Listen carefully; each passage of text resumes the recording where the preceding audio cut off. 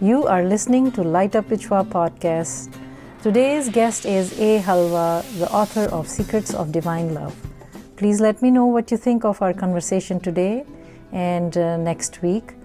And drop a line or two on lightupwithshua.com. That's my website. And you can find this podcast on most of the platforms. And because this is an audio podcast, it will be available on iTunes, Spotify, TuneIn Radio, iHeart, Radio Public, and other such platforms. And also on YouTube, although this was an audio podcast. But please don't hesitate to get this book and read it, and those who are already in the process of reading or have completed, I know that they have been waiting for this conversation, so enjoy. I understand that one doesn't have to be a parent to answer parenting questions. I'm sure you have a take on it.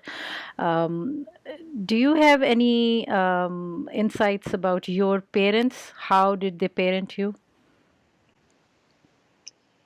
It's a wonderful question. One of the things that stands out to me more than anything about my experience as a child is that my parents, the way they acted with people who were serving them, had the biggest influence on me. When I mean serving them, I mean, waiters, maids, seeing how when you walked into a grocery store, that the person bagging groceries knew my mom, would smile to her, would talk to her.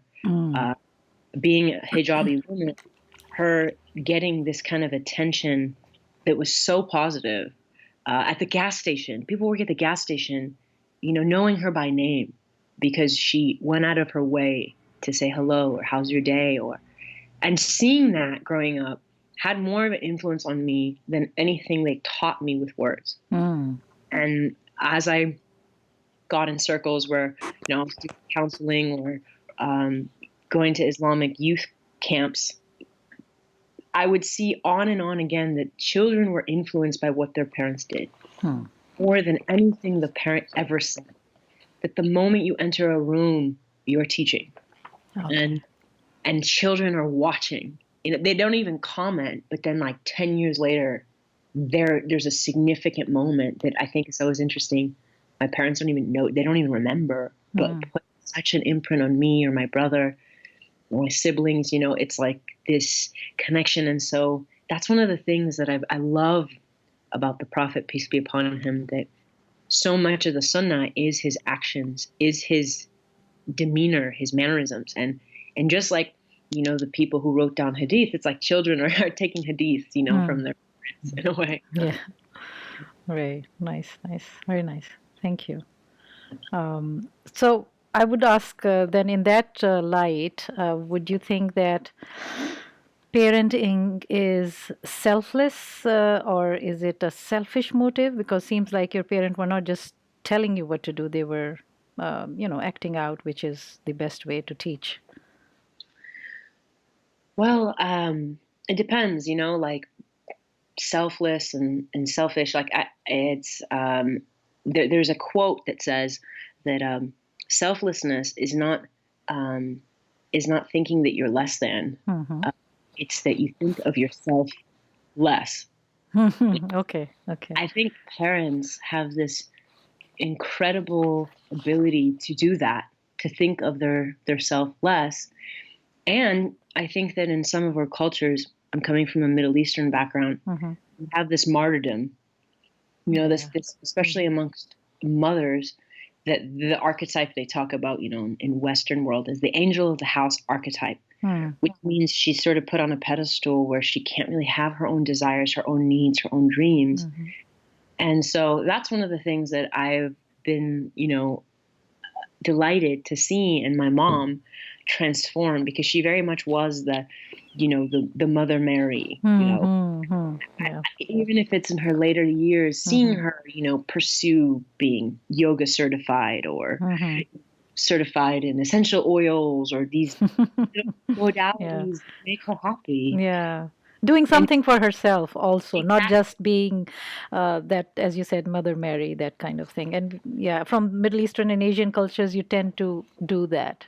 Um, yeah, which is And I not think our totally bad, but yeah, right, and I yeah, don't think it's bad. yeah, That yeah. just means the balance, the Balance, yes, homeostasis, this agreed. balancing act, because in the Quran, Allah says that created everything in pairs. I created everything Exactly. with proportion, Yeah, yeah. beautiful proportion. And Hmm. so I think this idea that, I mean, when you look at the Islamic history, you have women like Khadija and Fatima and Exactly. Aisha and Rabi'ah and these Yes, people who they didn't live a one-dimensional life. They were exactly. given the opening and the opportunity Hmm. to live lives that had many colors. And I Hmm. think it would be doing a disservice to putting women in only one form, no matter how wonderfully she can be a mother. She's Yes. only a mother, Yeah. and allowing her to, because I see, and actually when our mothers do that, when they do care about themselves also, then it gives their daughters and their sons a way of appreciating women in a different way.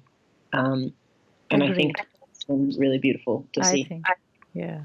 Excellent, excellent. This is a good point because um, I think that I agree, just not because um, being in US, we tend to think, or other people in other like Asian or Middle Eastern countries, they think, oh, women here are thinking this way. But I think this is a very Islamic concept that you should, as a mother, when it is needed to be a mother, you should be a mother. But you are just not that one person, one role, I guess, right?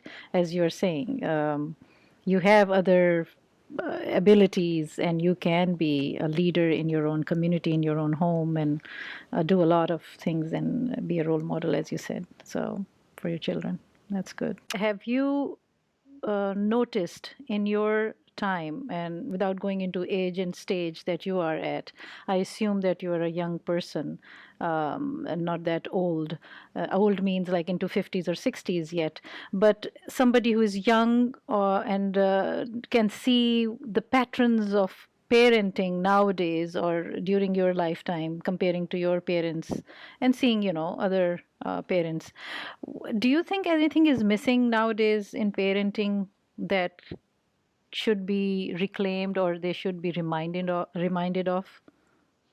That's a wonderful question. I feel like there's a few things that come up in this generation. Now we have the generation of obviously social media, Hmm. and most of the people who are 18, 19, they were born and raised into social media. Yep. And so their whole lives, they have this second friend that's filled with many friends, right? Hmm. Call their phone. And so Yep. now parents have to like maneuver around lots of unseen influences that they cannot be aware of. Yep. Yep. And so then what ends up happening is preachers, imams are struggling. And so Hmm. what they say is they try to vilify this notion of social media, which is a problem because what happens is everybody around you is engaging. So now it's being vilified. And obviously in those younger ages, when someone says don't, all they want to do is do, Hmm. right? So Hmm. I've noticed that with a lot of the younger kids that kind of come around and I hang out with sometimes and ask them about their experiences in religion, their relationship to their parents, and some of the social things they go through, it becomes hiding all these influences, and they don't stop doing it. Like we have this idea that okay, if our daughter wears the hijab, or if our son, goes to Jama or whatever, then they're going to stop doing these things that are go against Islamic values, and they don't. They don't stop. They actually just become really good about hiding it. And so I say that all not to be like, negative about what's in front of us, but what I mean is we cannot avoid things and hope they go away. Yes. We have to. I feel like as whether you're parents or you're an aunt or uncle or whatever you are, friend, Hmm. an older sibling, you have to bring it up. You can't just avoid topics, Hmm. hope they go away. We have this inclination to say, if we don't see it, then it's not happening. And I've just gotten too many messages of young hijabi girls that are pregnant. Like, I've gotten too many messages from heartbroken, like, 13-year-olds. Like, I've gotten too many messages to believe that a piece of cloth or a prayer at the mosque is going to prevent you from the consistent, nonstop influence. And so I say that all to say that what I've seen to really work is using your ability to reason instead of using fear, brimstone, fire, and hell. It's really important. So talking about, we say like topics about sex are taboo. That can't be that way when it is not taboo at all starting age 12 in school. Yes. Because what happens is they just go into hiding.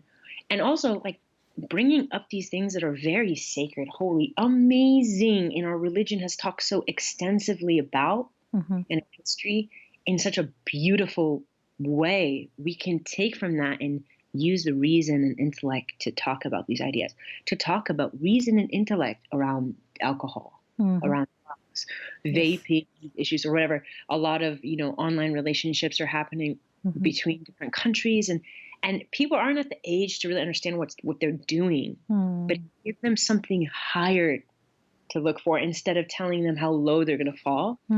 That's what it is. It's like in marketing, they used to have this thing where they would inspire people through negative marketing, right? Like, if you don't eat your vitamins, you're going to die of obesity or whatever. But then they switched it up and they're like, have you ever wanted to feel youthful, young? That's a good point. Yeah, exactly. Yep. Positive. It is marketing of everything, whether it's not necessarily, yeah, I understand. Oh, that's excellent. Yeah, this is a good example. Please continue. Sorry. No, for sure. It's just like this idea of calling someone to something higher. Yes. Instead of telling them how low they're going to fall. I think it's really significant, and that positive termed marketing is very valuable, because if I come to you and I say, okay, if you don't pray, like, people say things like this. They use hadiths out of order. They say, without prayer, it's the first thing Allah is going to ask you about. So if you don't do it, there's going to be big problems for you on the day of judgment. Exactly. Which, like, it's as if I tell you, like, hey, if you don't call me, I'm going to start trolling you online. Exactly. Call me. That's true. That's true.